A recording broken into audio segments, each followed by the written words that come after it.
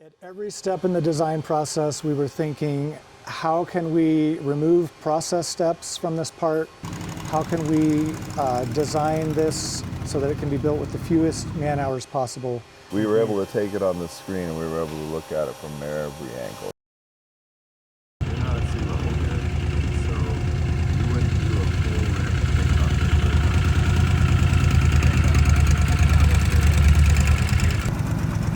Okay, I'm around just under 1,000. Is that good? Yeah, that's about right.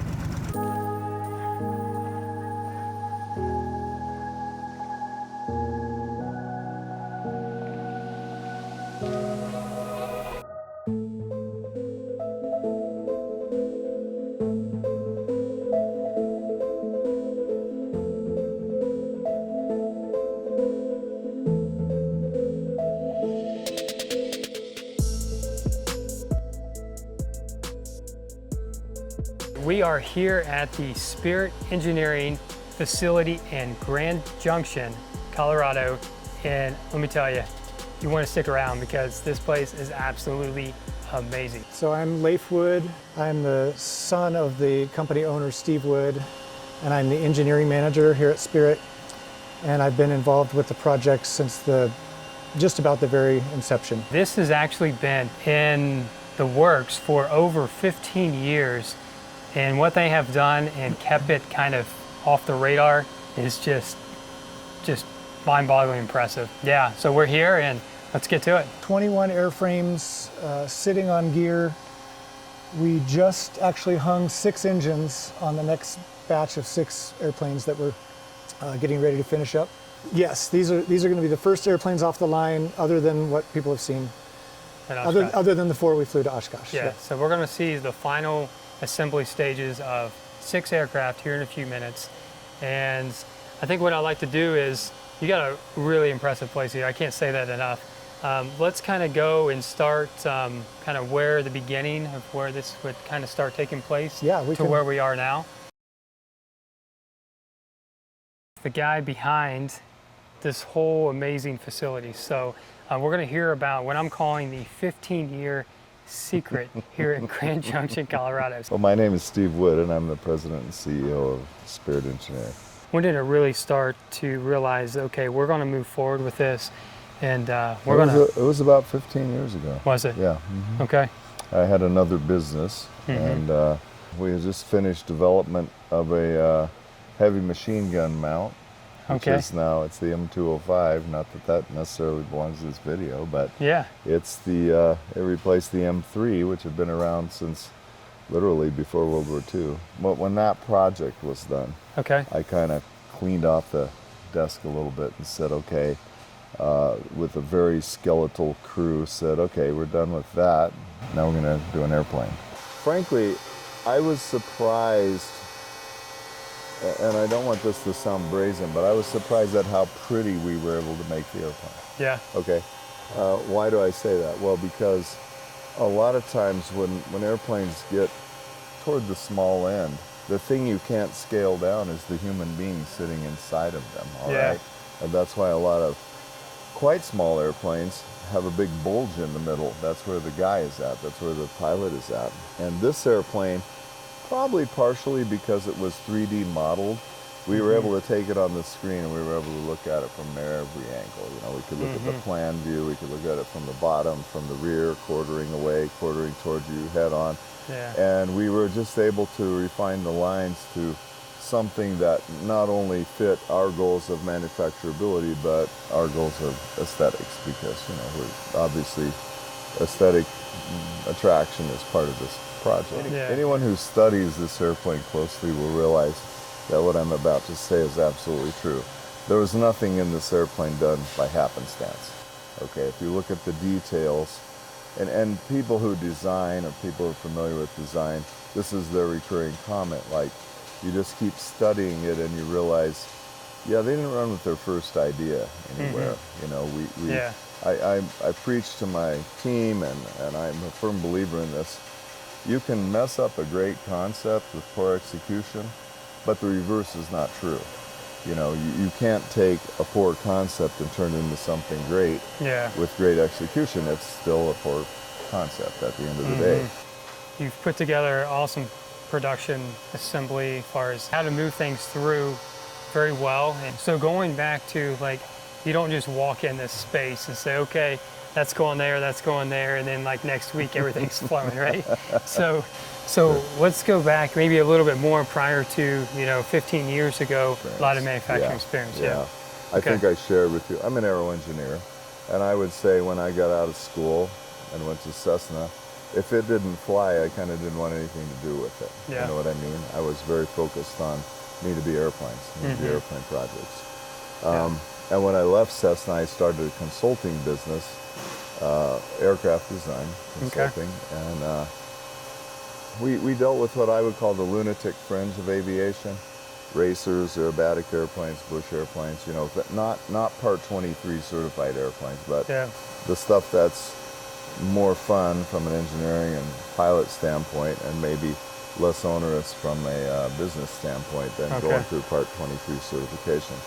And we did some projects that you would recognize today. I mean, we designed a Sherpa here in Grand Junction in that business. It's since evolved, quite a ways from where we left off. But I have all the original Mylar drawings of the Sherpa at home. They're still there. They got the blueprints. We kept the originals. Okay. So there were projects like that. Yeah. That original Sherpa, I mean, we had tires on it that were Orchard tractor tires with the treads scrubbed off. This was way before carbon cups or anything, and it's a King Kong sized airplane. It's 44-foot span. The whole assembly process, yep. Okay, well, let's get to it. Completely designing the airframe and the engine, or have. Yeah. And the engine itself, you mentioned, had like 100, I think it was 135 part numbers? Part numbers, so yeah. It's very simple. That's including fasteners, washers, every piece of hardware. So very, very simple, straightforward engine. Yeah. You mentioned the airframe is all raw materials, and a lot of your engine parts, you have people helping you with those, or? Yeah, so most of the parts that go into the engine we get from outside vendors. And then on the airframe, it's the opposite. We build almost every part from raw material here in-house. This is raw material, so the bulk of the parts in the airframe start as sheet metal. Most of it is 2024 T3 aluminum and 4130 steel. Okay. We use lots of different thicknesses, so this whole wall is pallets of sheet material, sheet metal. On the materials that we really use a lot of, we buy them in coils. Okay. So this coil right here that says Kaiser on it, we'll buy an entire mill run of aluminum in coils. Those weigh about 4,000 pounds when they come in. Wow. Of the thicknesses we use a lot of, so that would be like 20 thousandths, which we use on a lot of our skins, 20 thousandths, 2024. And then we sheet the material off the coils ourselves. There's a coil on its side down there right next to a shear. And you guys designed this aircraft for production. You guys are obviously very serious and very on top of just from the start to the end. At every step in the design process, we were thinking, how can we remove process steps from this part?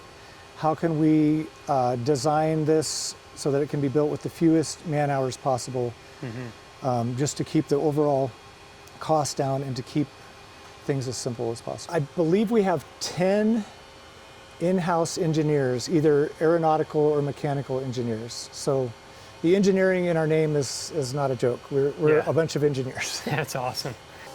This is a 4 kilowatt fiber laser. Okay. It can cut steel, aluminum, stainless, galvanized, brass. We do all of our steel cutting on this machine. Okay. It can cut up to 5/8 thick steel. Wow.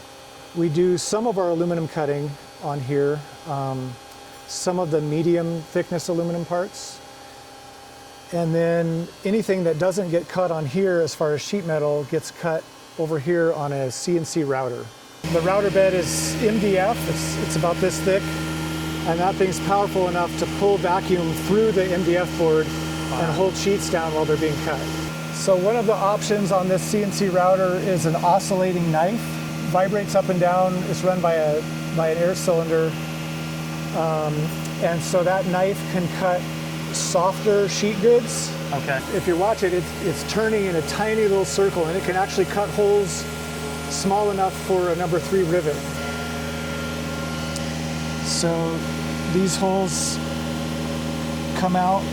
These are the rivet holes that attach the seals. This is the front seal of one of the cylinder baffles for the engine. Okay. So this will attach to other galvanized and aluminum pieces to form the assembly of the baffle. So these are ailerons. Okay. They're bent on this NC press brake right here. These have only had one bend done to them, but they're going to get more bends. Okay. So the whole aileron is just folded up out of one flat pattern. Okay. And really? then there's a rib at each end. Really? There's a couple little pieces of hardware, but it's basically 3 pieces create the aileron. Yeah. And then you add hinges to it. So it's 2 inner structures and one solid outer skin. yeah, it's a shell with a rib at each end, basically. Yeah. Wow.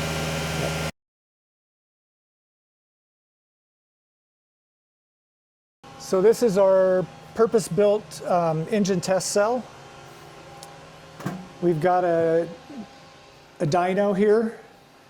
This portion of the test stand can rotate around, and so the crankshaft can be attached to this dyno if we need to do a test where we're measuring power. Yep.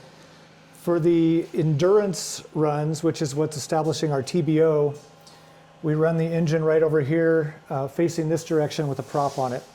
Simulate any kind of conditions we want. You know, if we're investigating, what would it be like at, sea level on a hot day or sea level on a cold day? We can dial in engine cockpit. You can run the engine from here. You can monitor temps, pressures. You can watch the engine on video. E-stop, emergency stop right here. If something goes wrong and you need to shut it down.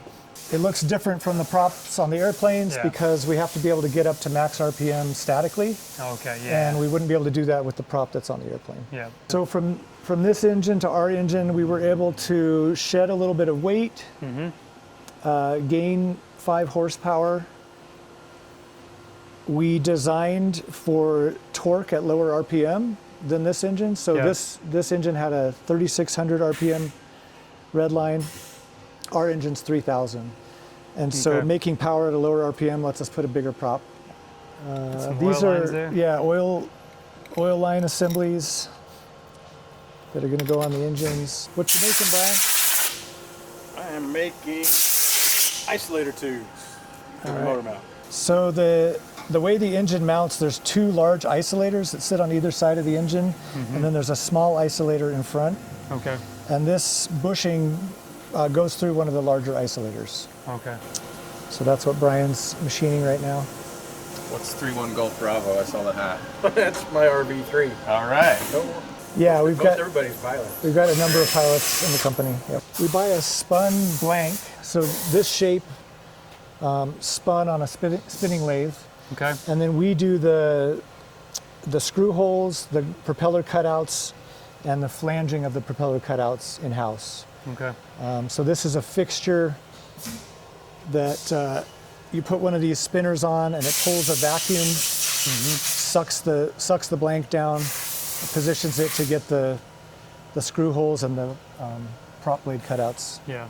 Yeah. So we do the last little bit of this by hand, so we don't lose control of the edge of the part and have it shatter. Bend and stuff. Yeah. And then there's a stamping operation that puts a flange around the Give it the prop blade cutout. Yeah. Stiffen it up. Yep. Cool. Get some more of that.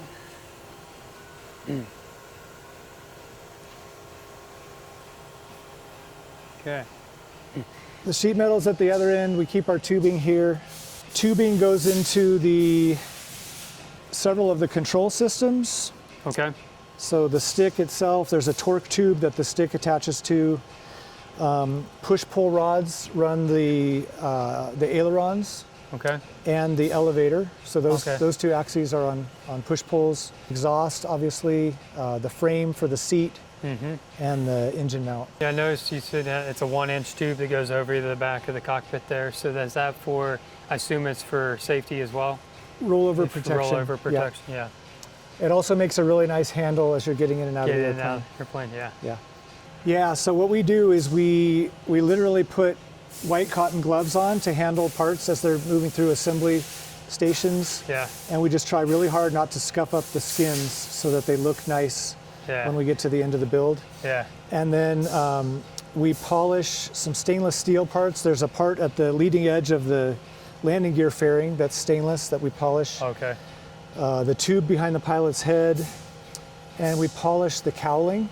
The stretch forming yeah. leaves kind of a frosty finish on the aluminum, and so we polish the cowling so it matches the rest of the airplane The better. rest of the plane, yeah.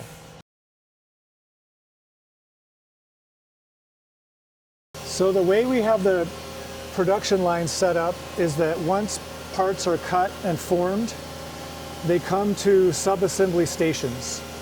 So these racks have all the parts that go into a tail cone, Okay. and then all the tail cones are built on this fixture. And we arranged the sub-assemblies kind of in the order that they go into the larger airplane assembly. So an airplane starts out by joining a tail cone to a wing center section.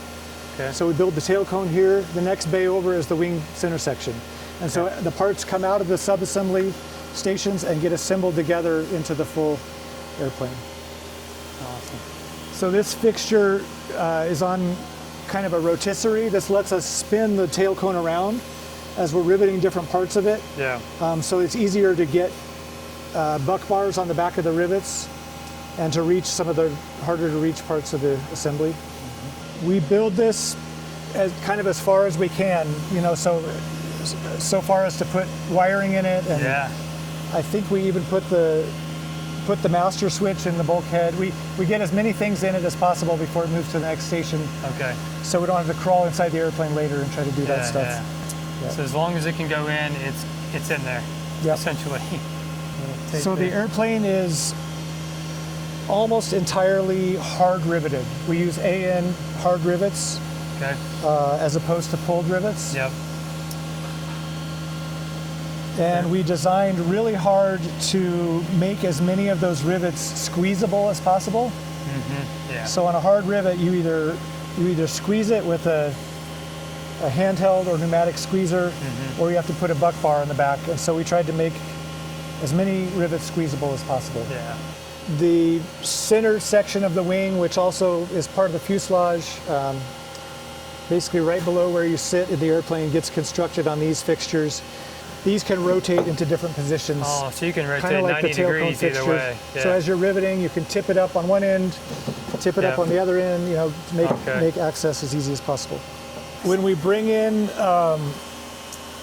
new riveters and we're training them, we design this little toolbox project. So we have people rivet on a toolbox until they can build a couple toolboxes without making a mistake. So like, we don't want this to happen on an airplane, Yeah. so we let it happen on a toolbox. This is our riveting training. Yeah. These are fuselage side sub-assemblies. Okay. So this is the bracket that holds the forward end of the seat. This is the large inspection panel that, Oh, yeah, that by you've the- seen on the side of the airplane. Yep. Carb heat placard is already in there. Wow.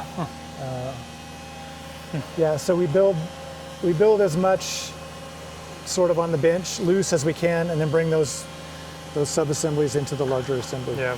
So what we got here? So these are elevators. Okay. The right elevator is the one that has the servo for the trim tab in it. Okay. These are left elevators. These bolt together around a horn that forms the elevator assembly. Okay. We call it the canopy, The canopy. Yeah. the open canopy. So that's the latch for the open and close and lock it, I guess. Yep. So hinges on the right, the canopy swings open to the right Yep. as you're entering the aircraft. This is a quarter turn latch that closes the canopy. We designed this so that if you bump this open in flight, the canopy doesn't unlatch by itself. You have to do an extra step of turning that. Okay, so it's like a it's pre-lock. kind of a safety Yeah, feature in the latch. that's awesome. A lot of people have been asking about an enclosed canopy. Yes. We are working on a full acrylic. This is R&D in process that you're looking at here. This box is an oven that Okay. heats an acrylic sheet that gets clamped over this opening. There's a cutout underneath this plate. Yep. And then Suck it down. once the sheet is up to temp, we use air pressure to blow it into Okay. the bubble. And we're designing it so that changing between one canopy and the other will be as simple as pulling the hinge pins out. Somewhat unique thing about the design of the wing is that when you join the outboard panel to the center section, there is no mechanical connection between the rear spars. This outboard wing spar does not connect to the rear spar of the wing center section. So what that means structurally is that all the load has to go through the decel portion of the wing, and it's carried through these pivot points. Okay. So these made up to similar looking lugs that are in the wing center section. And then there's a big 9/16 AN bolt that goes through two places, one here and one here. Okay. That forms the axis that the wing folds on. And then the leading edge spar is joined together by this fitting right here. And there's a 5/16 pin that slides in. So imagine an identical one of these coming from the other side, Yep. and then a 5/16 pin joins the two spars together. Okay. So later in this video, we're going to show more detail on actually how that pin goes in and how it locks in. Just a note on this while we're here, you might be looking at this and thinking, this doesn't look like much of a fixture to build a wing on. What we've done throughout the airplane is we've achieved matched hole CAD design. So we don't need a fixture that, for example, holds the tip rib aligned to the root rib to make sure the wing doesn't have any twist in it. If you Cleco the parts together and rivet it, you've got a straight wing because of the matched hole alignment. So it saves us a lot of hassle with fixturing. So it's a removable wingtip then? Is that right? Or It not? is, yeah. It joins with two piano hinges. Yes. They've got a little retainer clip right here. So if you lift the aileron, take that retainer clip out, pull two hinge pins out, your wingtip comes off. We did the same detail there where there's a piano hinge on this aft edge on either side. Okay. And so you can remove the forward section of the fairing just by pulling two piano hinges. So if you Okay. need to adjust your brakes, look at something on the tire, whatever, all that is really easy to do. Wing leading edge just kind of presses against the seal Yeah, when you to fill assemble the it. gap and just Yep, fits it just- nice. Cool. There's a little stamped bead in the side of in the lower edge of that skin. You know, possibly having to add a stiffener or something, but we came up with this. And it- Looks good. Yeah, it does. Looks good too. Does the job without adding a part. Yeah. Our design empty weight is 420 pounds. Okay. The planes we took to Oshkosh were somewhere between 430 and 440, Okay. and that was with all the available options installed. And then gross weight is 740. Here's an aileron being riveted together. Yeah, so this is a loop of skin that wraps all the way around to form the aileron. So we did mass balancing on the aileron. Okay. So he's getting ready to attach a strip of lead right here that Okay. balances the aileron. Here's the wingtip. So there's that piano hinge detail. That's where your, There's a steel tip light. bracket in there. yeah, this is a steel part. This Yeah. is a stretch formed aluminum part. Okay. So you guys make your own fuel tanks as well. It looks like over here. Yeah, so we TIG weld. Everything that's welded on the airplane is TIG welded. Yep. The only aluminum parts that are welded are the fuel and oil tanks. 5052 soft aluminum. This is where we build our cable assemblies. This is like a World War II era swager that Yeah. we lashed a cylinder onto. Yeah. It takes a little power to do this manually. Oh yeah. So you guys make the rudder assemblies, or do you guys have these? You No, guys this is get all these? this is all made in house. It's all made in-house. This all starts as raw material. Wow. So this is the This is what would mount just behind the firewall. This pivot is part of the rudder pedal adjust Okay. system. So we designed this where you can set the rudder pedals in 3 different positions based on pilot Oh, okay. size. Yeah. And then this assembly mounts right behind this, and this is what sets the positions of the rudder pedals.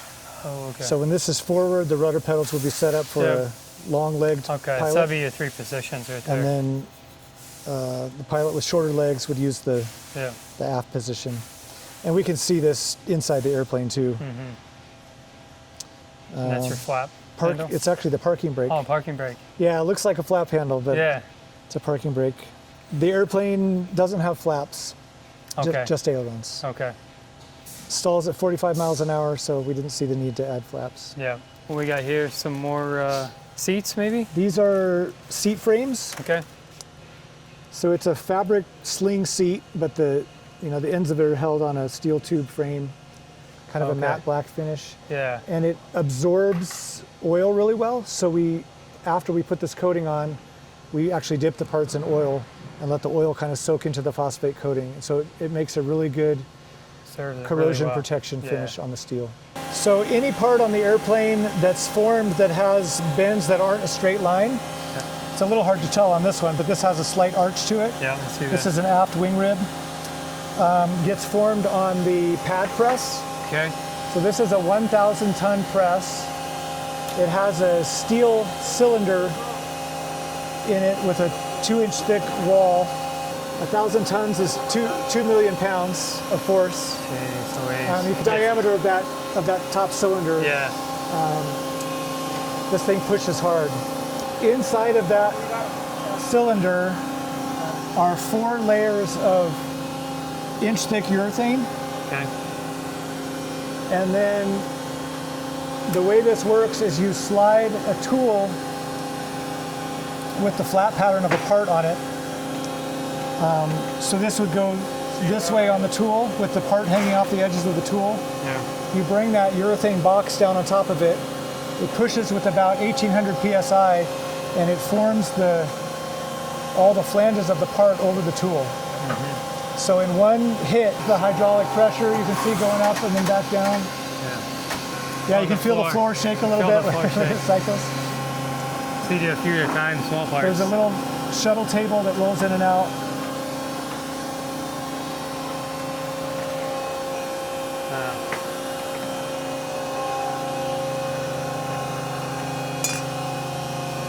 So these are cowl parts they're forming right now. Okay. This is a little air louver that goes kind of right under the oil filler door. So there's a door right here. This is where you get to your oil cap. Okay. And there's a louver built into it to let hot air out the top of the cowl. And that's what that part is. And then these are cowl lips that go on the bottom edge of the cowl. Yep. Kind of direct some airflow. This right here is an inlet that goes on the front of the cowl. Yep. Wow, that's So this really small piece This too to be directs able to do that. this directs some air over the oil cooler, Okay. and then this is just air that just sort of generally enters the cowl and flushes out hot air. I vote you name that the dog paw. We have a lot of parts with nicknames. Yeah. I would say the paw. The squid, the Easter egg, the Yeah. Extremely nice.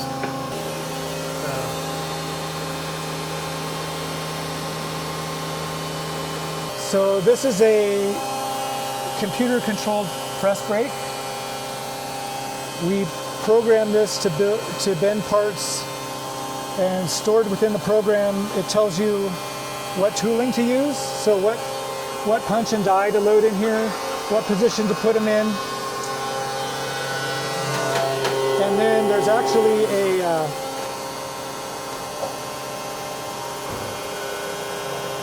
3D view of the bend that it's about to do. Some of our parts have up to 7 or 8 bends on them, so it can be really confusing what order the bends need to be done in. Okay. So the operator just looks at this picture, lines his part up with what he sees on here, and sticks it in and hits the pedal. These back gauges come up behind the punch and die at the correct distance behind them. So when you stick the part in, it will place the bend at the right location in the part. Okay. And it's all programmed. So when you get done making one part, you pull up the next program, change out your tooling, and you're ready to make a new part. Wow. Oh, this is cool. We'll get to watch the stretch forming. So the third kind of forming we do is called stretch forming. These are stretch formed blanks that are going to get trimmed out along these lines, and these become the sections of the cowl. There's 3 different stretch form pieces that join together to form the cowl, and then they'll load another rectangular piece of material in there. So this is very soft material, fully annealed aluminum. Kelton's loading one end of the sheet into the hydraulic clamp. You can take it from me for a little bit.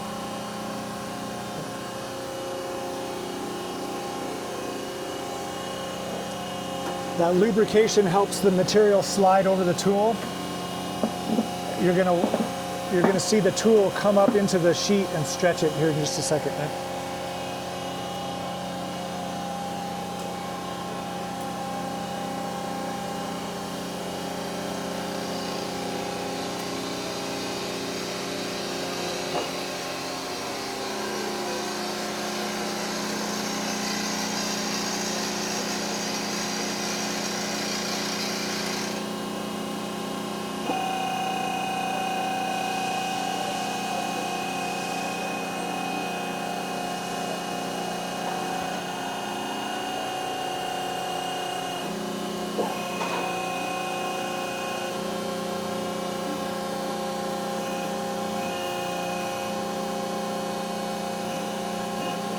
So he's actually repositioning the tool for a second push.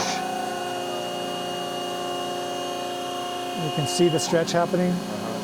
We weren't able to get it to go all the way in one orientation, pushing all the way. So we had to push it part way in one orientation, then rotate the tool and then push it the rest of the way. Open that.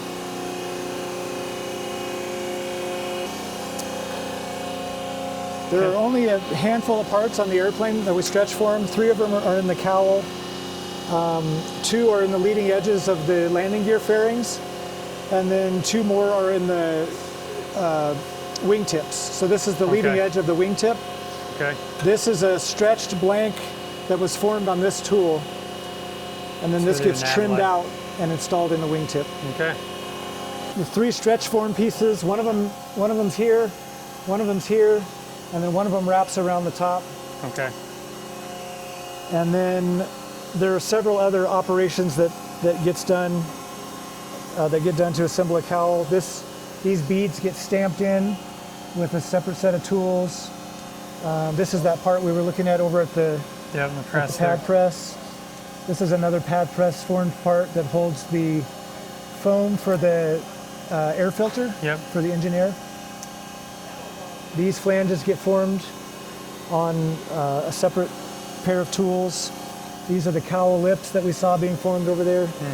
And then you can see the difference between a polished and an unpolished cowl. This is the kind of frosty finish I was talking about and the polished finish.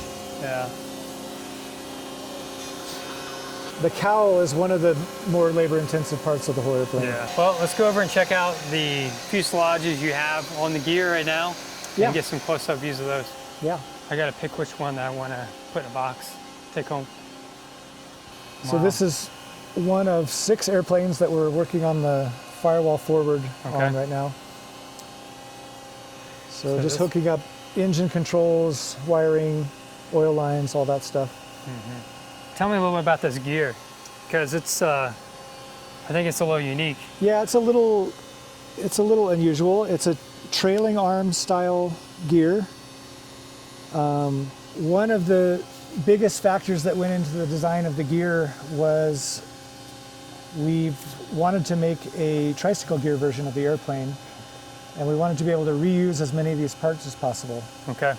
So this gear leg is reconfigurable to become the main gear leg of a tricycle airplane. Really? Yeah. So these 2 NAS bolts right here, if you imagine mounting this, we call this the trunnion, Yep. mounting this through these holes instead. Okay. So the whole trunnion would swing Yeah. back like that. And then if you took the bottom shock pivot bolt out and put it here instead, you can imagine this joint opening up. Yep. And then more And- like a 90. And so your gear leg comes down and goes back like that, and it moves your tire back here so that your airplane CG is in front of the ground contact point. So one of our thoughts is that someone who was trained in tricycle gear airplanes could buy the airplane in that configuration where they'd be comfortable with it, and then they could convert it themselves to Okay. a tail dragger. Yeah. There's a pattern of 5 bolts that, Okay. yeah, so this reaches back about that far into the wing center section, and there's 5 bolts that join it to the spar. Okay. It's a welded 4130 steel. Well, I just learned something new. I didn't realize you guys had that in the works and had provisions for a non-tail wheel version. That's cool. Another thing that people keep asking about, and we tell them it's coming. All push-pull tubes, exception of the rudder.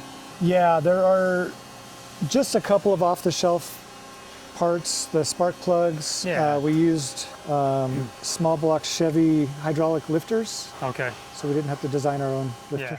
Yep. It is the next day. We're at the hangar here at Grand Junction Airport, and we're going to check out up close one of these SC1s, is what I believe you're still calling it. It's sunrise, it's a beautiful morning, and let's get over to the airplane and let's check it out. Sure.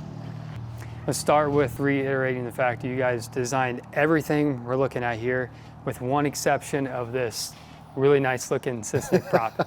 Is that right? That's true. Yeah, Yep. we're buying the propeller. Yep. Yep, they make good We're- stuff. We don't rule out making our own, but Yeah. Yep. right now we're buying them. All right, well, I want to get inside, and because I know a lot of people have seen pictures of kind of around and photos, which we'll do more of that. I want to show you up close views like I do. I try to put video there where you can see it as if you're here yourself. But now let's get inside and just look at the controls and all the detail inside. Well, hop in there. All right, so this is a dual-purpose It's a bar roll here. bar that works well as a hand. Roll hold. bar. Use the leather strap. Leather strap right here. Oh yeah, That's what absolutely. that's for, huh? Oh, absolutely. That's how Yeah, you- That's how you get in and out. Yeah. Okay. Yep. All right, the rudder pedals got 3 positions, and we're all the way back for short guy mode. The seat, which we adjusted earlier, we looked at, it has 3 settings or 2 settings? 3. 3 settings. So we're in the middle setting here. I like the detail of the, just all your placards. Cockpit light, we have your primer down here. So it's essentially like an electric boost pump then, It's essentially? not a pump. It's a solenoid. The priming system's a little bit unusual. Okay. What we're doing, it's on one cylinder only, the left cylinder. And what we're doing is we have a solenoid at a takeoff right out of the top of the gasculator, down low on the left side of the... And so when the throttle's closed and you're cranking, that primer line is going right into the intake port of the left cylinder. Okay. Cold weather starting. Yeah. Like you wouldn't need it this morning. Nav light, strobe lights, taxi, landing. So all your lights are in one box, it looks Yep. like. Yep. And it's a push button start. That's correct. Anytime I fly an airplane where the starter button is separate from the mags, I crank it and then turn the mags on. That's Okay. how you start radials. You Yeah. don't start them with the mags hot Okay. because you'll backfire them. It's mixture rich, throttle closed. I'll start cranking and I'll let 10 or 12 blades go by, and then I'll Really? turn the ignitions on. Okay.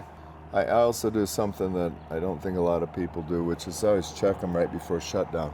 Yes. Like boom, boom, boom, boom. Okay, why? Because that's what gives me the confidence to go handle the propeller if I need to a couple minutes later. I know. Trim wheel there. And you got a fuel tester spot here too. Or Fuel a kind of tester and little the- baggage. A couple of tools that you need to have with you. Well, one of those is a pitot cover, and one of them is the T-pin that you used for folding the wings. Okay. And if we haven't been through the wing fold, well, Yeah, we need to gotta do we that. gotta go through that here in a couple minutes. Yeah. So definitely that's coming up. Yeah, you want that with you so that you can fold your wings if you're out traveling. It'll be a game changer for a lot of people because Oh, yeah. when the wings are folded, you could put probably one of these on each side of a Cessna 206 or something in another hangar. You could just stick them right in underneath. And Yep. Okay. forward is off. Cabin heat's on the right. Nice. It feels really good, honestly. I I'm mean, going to turn on the master switch. It's right down there. Okay. It's guarded. Just pull it forward. Okay. There you go. There you go. Now Okay. you'll watch everything come alive here. Okay. iPad starts up automatically. The parking brake is right here. Goes down Several some little bar. detents there. Yeah, you Nice want it- red light. Yeah, let's go ahead and Yeah. put this down. There's very few instances where you would want the light all that bright. Yeah. Wow. I fly it with a hat on just like this. Really? And a headset over it. And the hat stays on just fine. Yeah. Well, as long as you don't do that. And then look at somebody up above you. And talk about this latch mechanism. So if it automatically Come- gets kicked up halfway. Come to there, but you're still on a safety latch, okay? Yeah. So when you want the rest of it, you got to overcome. manually- Yeah, there's a spring. stiff spring you got to overcome Okay. to finish the unlatch. Yeah. Feels good. So it's a steerable tail wheel. Steerable. Yeah, 'cause spring to the horn of the rudder. Yeah. I think someone asked me if it was direct, and I thought they were asking me if it castered, and I said, yeah, it's direct, but it's not direct like a hard link. Yeah. It's direct as in springs and chains. Yeah. Very conventional. We have compression springs though, not tension springs. Fold the wings. So do I need Yeah. anything out of here to do that? Just that white ribboned T-handle.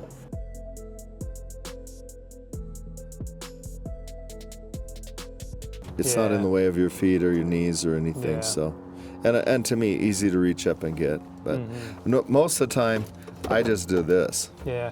One thing I did in the Cub, well, I don't know if Stephen likes it or not, but I have these big suction cup hooks that they have for like the Christmas wreaths. Sure. I picked up a whole bunch of them on discount at Lowe's. Plastered them all over the cup. Well, I just put like 50 of them. So I put 2 of them on there, and you can move them around and take Sure, them off, sure. and they hold up. Or keeping it straight. These little cutouts here. Was that a design, or was that to help? What's the story behind it's that? it's to get this part to lay down. This is Okay. a modeled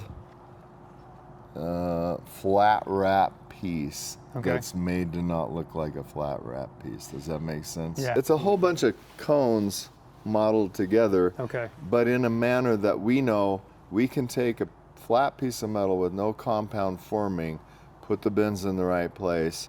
Did you understand this? There's 2 trim tabs. No, let's tell us about This that. is the one you're moving I in didn't flight. realize that. Yeah, this is the one you're moving in flight. This is the one you're moving on the ground. It allows commonality of parts from left to right. Like that slot, Yep. that's in this skin. Okay. We just don't use it. Yep. So these are like, They're mirrored finish. yeah, Yeah. Okay. they're ambidextrous parts. One thing I want to mention is this aircraft. This hasn't been polished. Has not been polished. This is as built, no polished. There's one in the next hangar we can look at that was polished. Yeah. I kind of prefer this, honestly. Yeah. Yeah. So it's a small aileron, but it's basically a full span aileron. My first thought is it would be pretty decent in crosswind. Or what's your experience with crosswind? I think it's tremendous in crosswind. Yeah. Yeah. We've had this internal debate. You know, the ASTM spec says, must not require unusual pilot skill. What does that even mean? Yeah. I don't know what that means. That's a great definition. I can tell you I've landed it in some really big crosswinds. Yeah. Personally, I would fly this in crosswinds. I wouldn't even dream of landing a Cub or T-Craft or Really? Luscombe in. Okay. Yeah. Well, let's check out this wing folding. Okay. And I'm really curious how it locks and stays locked. And, Yeah. Okay. Well, the first rule is don't fold the right wing with this open. Okay. Because something's gonna crash. Best thing to right? do is just shut it Yep, before you just shut fold it. any wing. Yep. Okay. Just shut it like that. That way you don't have to worry about it. Okay. Now the wing fold. Here are the steps. You have to disconnect the aileron control. Okay. Okay. That's a step. All It right. has to be done. And when you do that, it's a little difficult to see exactly what's happening I'm gonna do something with my left hand, I'm gonna do something with my right hand. And what I just did is I took the drive to the aileron that's spring-loaded. That Okay. pin is spring-loaded into the aileron. I overcame the spring on that pin by pushing this plunger. And this is, I would describe it as sort of like a guillotine latch. When I pushed this up, it opened up a keyhole for that pin to lock in. And then when I let it go, it grabbed it. And that's what's retaining that pin against the spring. Okay. Then you're going to fold the aileron up, and there's a Zeus fastener right here, a wing Zeus fastener, Okay. and I'm clipping it like that. So now the aileron is secure. So the aileron's not going to flop around. It's not going to hit anything through the rest of the wing fold. Okay. Is it making sense? Yeah. Yeah. Looks very nice. Nicely designed. So once the aileron is disconnected and stowed, then you're going to come up here. There's a pin. This is the third attach point. You're going to see the big attach points of the main spar right here. Okay. This is the third point of the wing torque box. And I'm going to use this pip pin, and I'm going to put it into that hole, and then I'm going to rotate it until I happen to be there already. Hear it? Yep. I heard it kind of clicking. Okay, the balls just grabbed, they just engaged in holes in the head of the pin. Okay. We can look at the head of the pin in a minute. Now, I don't remember if you set the parking brake or not. I didn't. It doesn't matter. I'm just gonna kind of chalk the tire with my foot Yep. because I need to put a little bit of forward pull on the wing to relieve the load on this pin. Okay. It's sitting here right now under just a little bit of shear load just from the weight. Yep. So I'm gonna reach under to the tie down. There's a tie down lug right here. Yep. I'm gonna pull forward, and when I pull forward, I'm pulling the pin out. Okay. And now this is the cool thing. If it slips on you right wow. here, there's nothing's gonna crash because it's gonna clear the ground. Now you don't wanna do this in a field of rocks, Yeah. or if there's something tall on the ground. You need to know that the arc it's gonna swing through. And we don't typically let go of it. All Yeah. right? I just showed you that it's safe and it's doable by one person. Yes. Now once it's open, stowed inside the wing is wow. this stowage rod, Wow. okay? And I'm going to take the stowage rod, I'm going to come right out to a specific attach point here on the tip of the wing, okay? I'm hooking it, and then I'm going to swing the wing up. See why we didn't have the canopy yeah. open? It's coming fairly close. And there's two schools of thoughts on how this is done. If Leif was doing it, he'd probably do it the opposite direction. In other words, he would have put the pin in from this way and put the R-clip there. Okay. Sorry. They each have their, advantages and disadvantages. So now I've done one, so then I would just take this and go do the other one. Same thing on Okay. the other one, okay? Okay. And then when it's time to re-erect the wing, you just make sure that that guy's in there. I'm going to rotate it till the pin's locked in that hole. And now I'm going to remove this R-clip. I'm going to pull the pin out. I'm going to walk the wing right back down where it was. I'm going to put this stuff stowed back into there's like a holster, a sheath Yeah. built into the wing right here. So these are with you all the time when you're traveling, all right? Okay. And then bring the wing up into position, get the pin aimed the right place, push the pin in, and then unlatch it. And if you notice, there's a little safety catch right Yeah, there. that's what I- spring loaded. Yeah. It's come over and it's captured the top of the pin so the pin can't. The thing I wasn't sure about is what keeps it in place. So there's. I can open it Yeah. back up if you want to see it open. It's easy to do. Okay. It's just a sheet metal Yeah. spring with like Yeah. a So you just kind of hook on the end. push it off to the side to get the Yep. pin in, and. Okay. See it? It's right there. So if you Yeah. want to see what it's doing, Yeah. Yeah. that's what it's doing right there. And when you put the pin in, you're pushing it out of the way. The pin's holding it out of the way. And you got a ramp on top of the pin for it to cam over. Okay. So that's it. Okay. Very nice. I like the just the attach points. I mean, the size of the bolts and just all the fixturing in there. Or I guess Sure. the Well, it's the pivot, and it is the main. That is the main structural attach of the wing. I mean, that's Yeah. where the wing bending is going. yeah, You have to have this connection to handle torsion and yeah, what I would call chordwise shear or chordwise bending. yeah. The primary structure of the wing is up here in the D cell. There's another spar back here for the aileron to hang off. What an aero guy would typically call a false spar. It doesn't have an attachment here. All Yeah. the attachment is these two pivots. Yeah. And a lot of people said, why this bump? Well, when you're sizing to carry wing bending, the deeper the structure, the lighter the structure.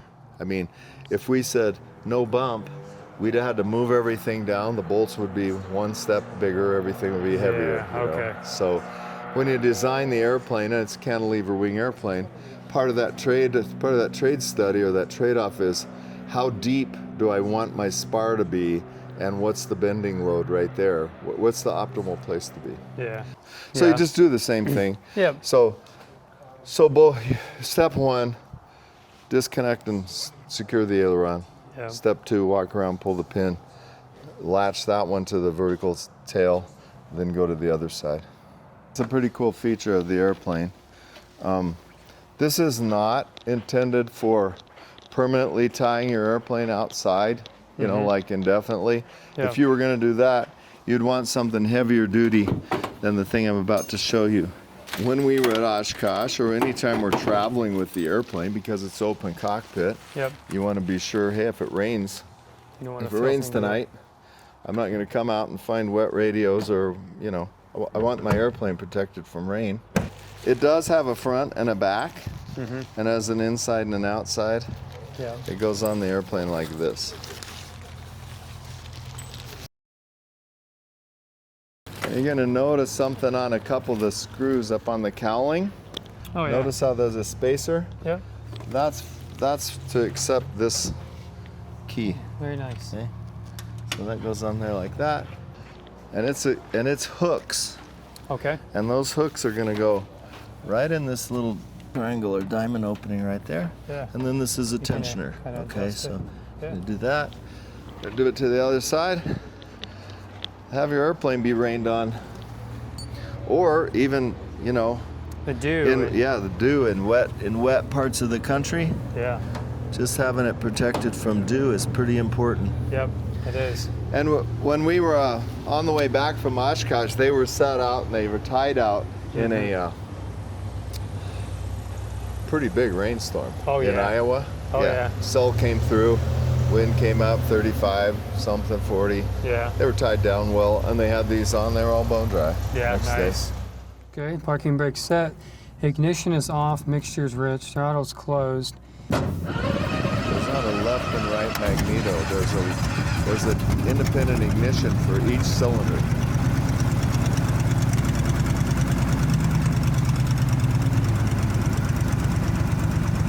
Okay, I'm idling around just under 1,000. Is that good?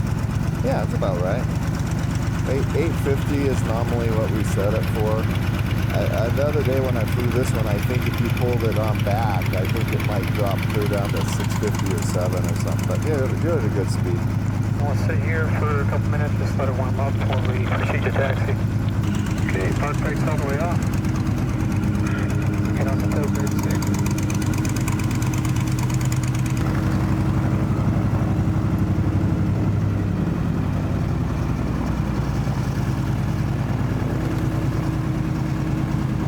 How's that look and sound?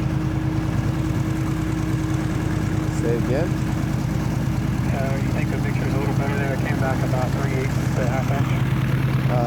Yeah, I mean, your mixture should be almost halfway back its travel.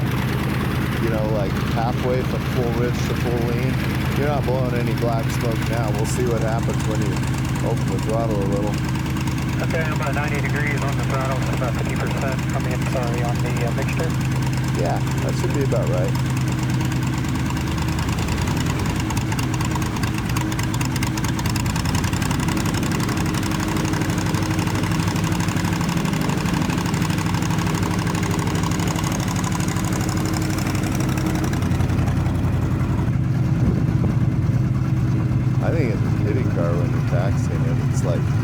It's just real positive. It's just real direct, you know.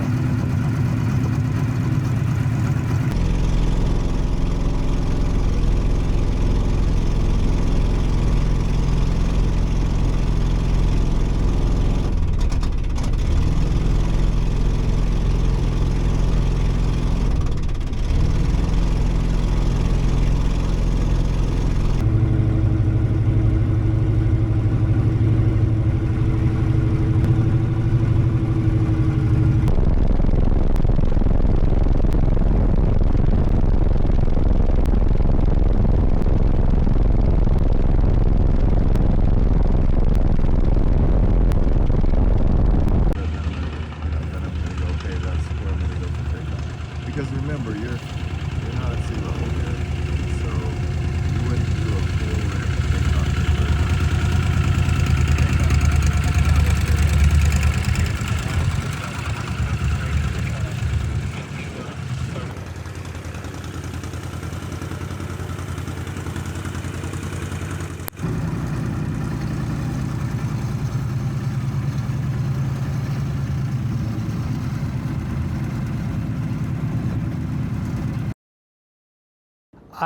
I feel pretty comfortable. I like how everything's laid out. It's a matter of getting in a few more times. The only thing is a little bit different for me is the brake travel. It's a lot of travel. It's more than I'm used to. Yeah. That's the only, if I could think of one thing, honestly there's really nothing else that really comes to mind. Right. Everything else seems, the turn radius, like you said, without even using the brakes. Yeah. You know, if you got enough speed to, you know, make a good turn. It'll turn. I mean, the center of the turn will be about at the wingtip with Yeah. no brake. Yeah. Just put the tail wheel clear over it. I mean, it'll turn Yeah. tight without. Lift the tail so you see what it feels like in level flight. Yeah, Yeah.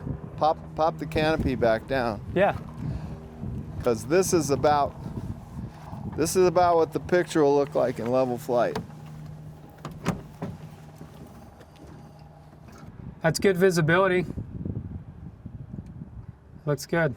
All right, so this is my flight time. Can I log 42 seconds of flight? Yeah, I've got the seat in the lowest position. I've got the rudder pedals in the farthest forward position. Yeah. I'm 6'3", that's how much space I've got around my knees. Yeah, a few inches there. Yep. Nice. I tend to just rest my knees out like this when Okay. I'm flying. Yeah. Yeah, and then how much roll bar do I have Oh yeah, you're a couple inches, at least 2 to probably 3 inches below Okay. the roll bar. Yeah. Yep. That's an important part. So checks all the boxes there. I want to pick up the tail. I'll let you move it, but I just want to kind of feel it myself. Oh yeah. Very nice. Not bad at all. That's lighter than a J3 Cup. Oh yeah.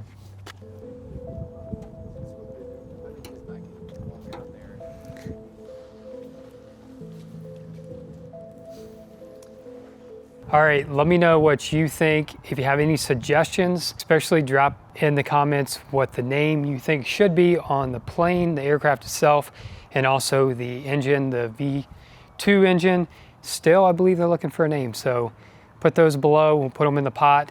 And I really hope you enjoyed this video and any other questions you might have. Honestly, I would love to try to answer those, or I'll get the answers for you. And what an amazing aircraft. I'm super excited for the next several months. This time next year, I think it's just gonna grow more and more. So until next time, you guys stay safe, be blessed. I will see you in the next one. Later.